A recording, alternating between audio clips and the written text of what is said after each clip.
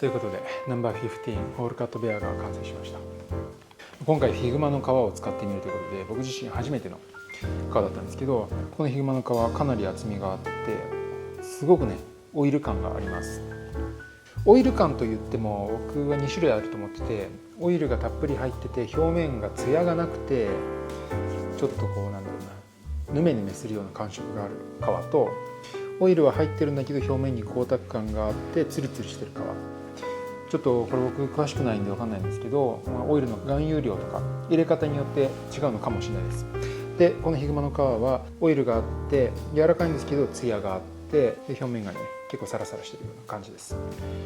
なんですが表面サラサラしてるんですけど、やっぱねオイル分がかなり多い感じがして、ちょっとねこすると指が少しツヤっとねオイルがついて光沢が出る感じがありました。裁断していろいろ触ってたらだんだんそれはなくなってきたんですけど、最初はかなりオイル感を感じましたね。そしてデザインはシンプルにホールカットなんですが、一癖あるスキンステッチのホールカットということで、こんな感じで作ってみました。色は黒ですね。で履き口にパイピングを施して、アイレットは4つ、結構間隔広めのアイレットです。先端にスキンステッチ、裏から塗って表に糸を見えない縫い方ですね。シャドウスキンステッチとかって言ったりしますけど、このヒグマの特徴としてかなり脂肪が深いですね。この脂肪感は片押しではないんですけど、この深い脂肪感によってスキンステッチしてあるかしてないかパッと見よく分かんないみたいな感じになってます。本来スキンステッチの役割っていうのは見た目のボコボコというよりは皮同士を縫い目を見えないようにつなぐ方法だと僕は思ってるので、このスキンステッチやってあるのか分かんないっていうのは本来のスキンステッチの存在意義が表現できてるのかなと思います。これは普通にスムースレザーでやるとボコボコやって、それまたね表情が面白くてかっこいいんですけど、こういった脂肪系の皮でやるとこんな感じであんまりスキンステッチが分からなくて皮の継ぎ目も分からない、そんな感じになってます。個人的にはこういう隠れた衣装というか、目立たないんだけどちょっと変わったことやってますみたいな、そういうマニア向けというかね、靴好きがうなるようなそういったデザイン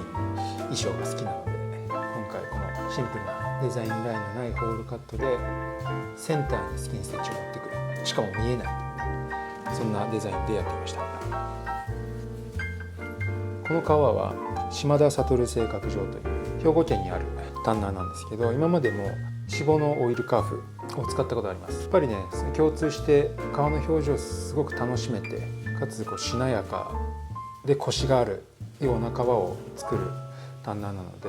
今回のヒグマもぜひねこの皮を触っていただきたいですね。すごくいい質感の皮です。今回ナンバーズコレクションはちょっと山っぽさ、森っぽさみたいなところを取り入れていくということで、シンプルで、ドレッシーながらもそういったなんだろうな、田舎っぽいっていうか、そういう自然を感じるような靴作りをやっていきたいと思います。といっても実用性に関して森で履けるとかそういうことを言ってるわけではないので、この靴はレザーソールでバチッと底付けしていきたいと思います。展示会の日程は11月の17日から